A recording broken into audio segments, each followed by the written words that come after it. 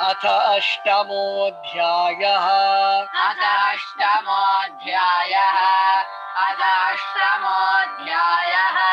अक्षरब्रह्मयोगः।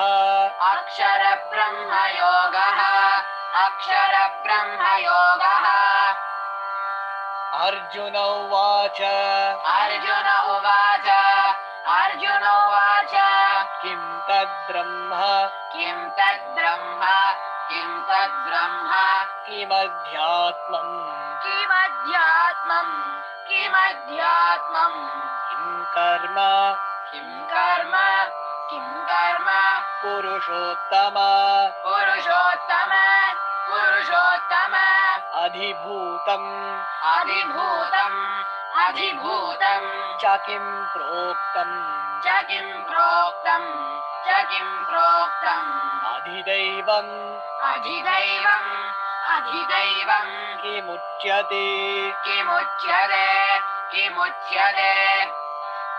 अर्जुन उवाच किं तद्ब्रह्म किमध्यात्मम् किं कर्म पुरुषोत्तम अधिभूतं च किं प्रोक्तम् अधिदैवं किमुच्यते. Arjuna says, O my Lord, O Supreme Person, what is Brahman? What is the self? What are rebirth, action? What is the material manifestation? And what are the demigods? Please explain all this to me. अधियज्ञ कथं कोत्र देहेऽस्मिन् मधुसूदन प्रयाणकाले च कथं ज्ञेयोऽसि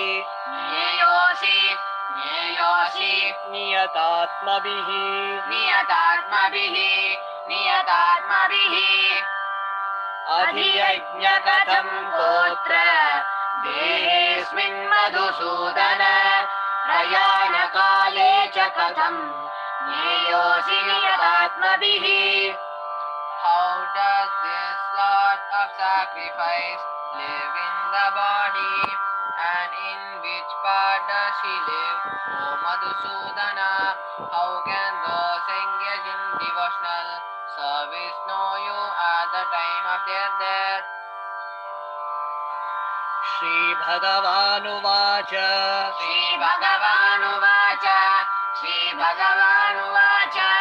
अक्षरम् ब्रह्म परमम् स्वभावो ध्यात्ममुच्यते भूतभावोद्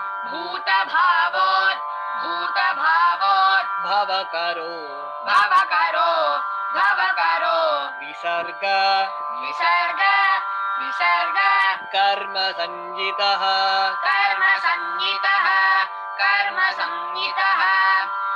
श्रीभगवानुवाच अक्षरं ब्रह्म परमं स्वभावोऽध्यात्ममुच्यते भूतभावोद्भवकरो विसर्ग कर्म संज्ञितः. Bhagavan says, the indestructible, transcendental, living entity is called Brahman, and his eternal nature is called the self. Action pertaining to the development of material body is called karma or result-based activities.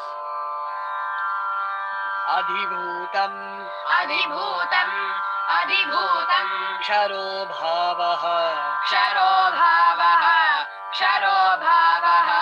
पुरुषश्चादि दैवतम् अधियज्ञो अधियज्ञो हमेवात्र हमेवात्र हमेवात्र देहे देह देहे देह देहे देह धृताम्बर धृताम्बर धृताम्बर अधिभूतं क्षरो भावः पुरुषश्चाधिदैवतम् अधियज्ञो हमेवात्र देहे देहभृताम्बर Physical nature is known to be endlessly changing. The universe is cosmic form of the Supreme Lord, and I am that Lord represented as the superior soul, dwelling in all the hearts of every being that dwells in the body. अन्तकाले अन्तकाले अन्तकाले च मामेव क्षमामेव क्षमामेव स्मरन्मुक्त्वा स्मरन्मुक्त्वा स्मरन्मुक्त्वा कलेवरम् कलेवरम् कलेवरम् यः प्रयाति यः प्रयाति यः प्रयाति समद्भावम् समद्भावम् समद्भावम् याति नास्त्यत्र याति नास्त्यत्र याति नास्त्यत्र संशयः संशयः संशयः अन्तकाले च मामेव स्मरन्मुक्त्वा कलेवरम् यः प्रयाति समद्भावम् याति नास्त्यत्र संशयः the time of death, which is body remembering me alone, attains my nature immediately. Of this there is no doubt. यं यं वापि यं यं वापि यं यं वापि स्मरन् भावम् स्मरन् भावम् स्मरन् भावम् त्यजत्यन्ते त्यजत्यन्ते त्यजत्यन्ते कलेवरम् कलेवरम् कलेवरम् तं तमेवैति तं तमेवैति तं तमेवैति कौन्तेय कौन्तेय कौन्तेय सदा तद्भाव सदा तद्भाव सदा तद्भाव भावितः भावितः भावितः यं यं वापि स्मरन् भावम् त्यजत्यन्ते कलेवरम् तं तमेवैति कौन्तेय सदा तद्भाव भावितः Whatsoever state of being one remembers when he quits his body, it is that state one will attain without fail. तस्मात् सर्वेषु तस्मात् सर्वेषु कालेषु कालेषु कालेषु मामनुस्मर मामनुस्मर मामनुस्मर युध्य च युध्य च युध्य च मय्यर्पित मय्यर्पित मय्यर्पित मनोबुद्धिर् मनोबुद्धिर् मनोबुद्धिर् मामेवैष्य मामेवैष्य मामेवैष्य स्य संशयः स्य संशयः स्य संशयः तस्मात् सर्वेषु कालेषु मामनुस्मर युध्य च मय्यर्पितमनो बुद्धिर् मामेवैष्यस्य संशयः Arjuna, think of me in the form of Krishna always while continuing with your prescribed duty of fighting, with your activities dedicate to me, and your mind and intelligence fixed on me, you will attain me without doubt. अभ्यास अभ्यास अभ्यास योगयुक्तेन योगयुक्तेन योगयुक्तेन चेतसा चेतसा चेतसा नान्यगामिना नान्यगामिना नान्यगामिना परमं परमं परमं पुरुषं दिव्यं पुरुषं दिव्यं पुरुषं दिव्यं याति पार्थ याति पार्थ याति पार्थ नु चिन्तयन् नु चिन्तयन् नु चिन्तयन् अभ्यासयोगयुक्तेन चेतसा नान्यगामिना परमं पुरुषं दिव्यं याति पार्थानुचिन्तयन् He who meditates on the Supreme, fasten his mind constantly, engaged in remembering me, not deviating from the path, O Partha, he is sure to reach me.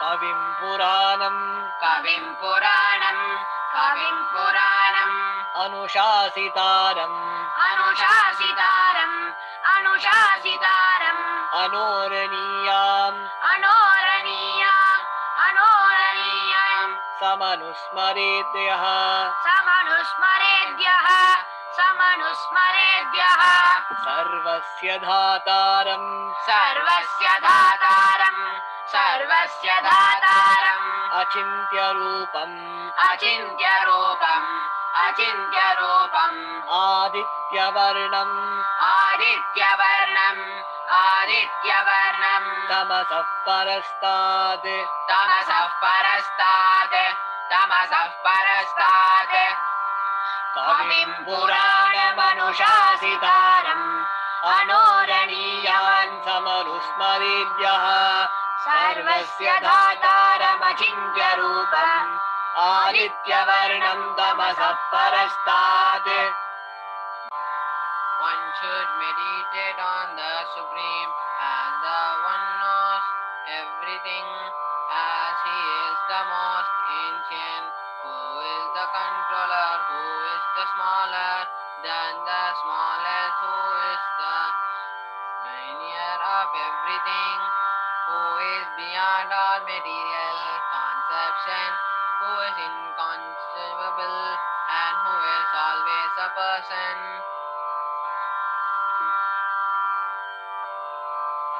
प्रयाणकाले प्रयाणकाले प्रयाणकाले मनसाचलेन मनसाचलेन मनसाचलेन भक्त्या युक्तो भक्त्या युक्तो भक्त्या युक्तो योगबलेन चैव योगबलेन चैव योगबलेन चैव भ्रुवोर्मध्ये भ्रुवोर्मध्ये भ्रुवोर्मध्ये प्राणमावेश्य सम्यक् प्राणमावेश्य सम्यक् प्राणमावेश्य सम्यक् सतं परं सतं परम् सतं परम् पुरुषमुपैति दिव्यम् पुरुषमुपैति दिव्यम् पुरुषमुपैति दिव्यम् प्रयाणकाले मनसाचलेन भक्त्या युक्तो योगबलेन चैव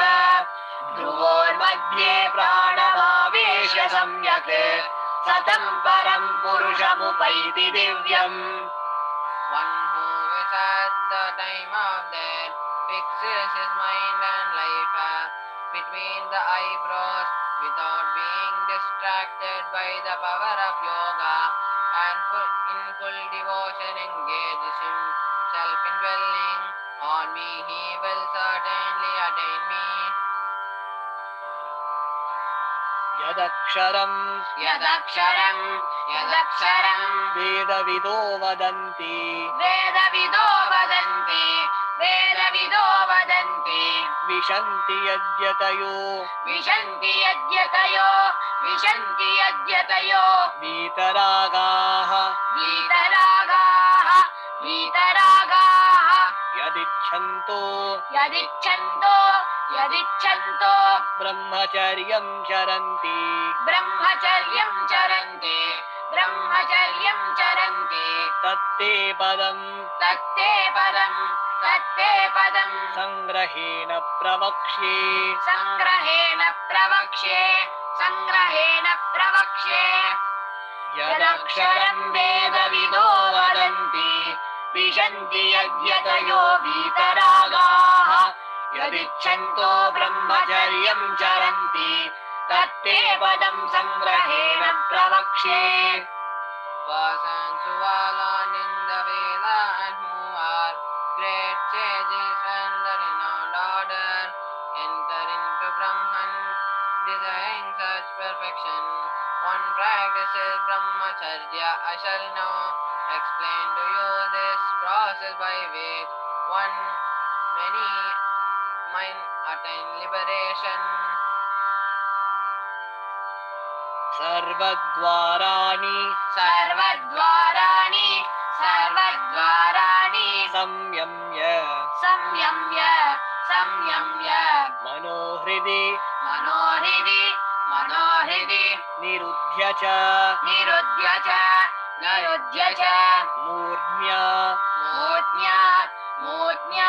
ध्यायात्मनः प्राणम्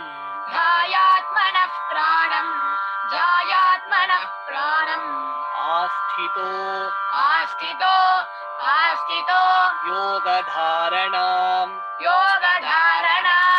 योगधारणाम् सर्वद्वाराणि संयम्य मनोहृदि निरुध्य च मूर्ध्याधायात्मनः प्राणम् आस्थितो योगधारणाम्. Closing all the doors of the senses and fixing the mind on the heart and the life at the top of the head, one establish himself in yoga. ओमित्येकाक्षरम्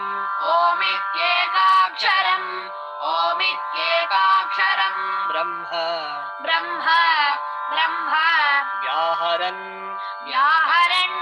व्याहरन् मामनुस्मरन् यः प्रयाति त्यजन् देहम्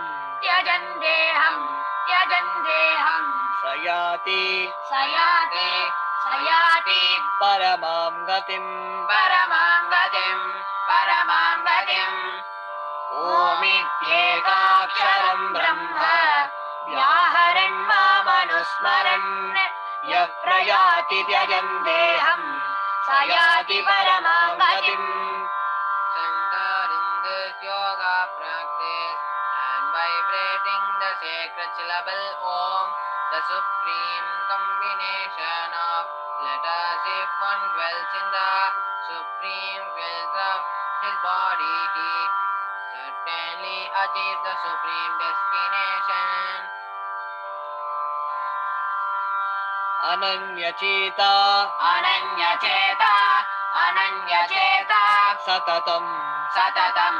सततम् यो मां स्मरति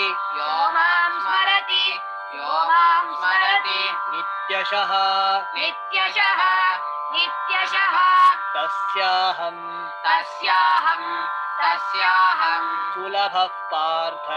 सुलभः पार्थ नित्ययुक्तस्य योगिनः अनन्यचेता सततम् यो मां स्मरति नित्यशः तस्याहं सुलभः पार्थ नित्ययुक्तस्य योगिनः. I am always available to anyone who remembers me constantly, Partha, because of his constant engagement in devotion.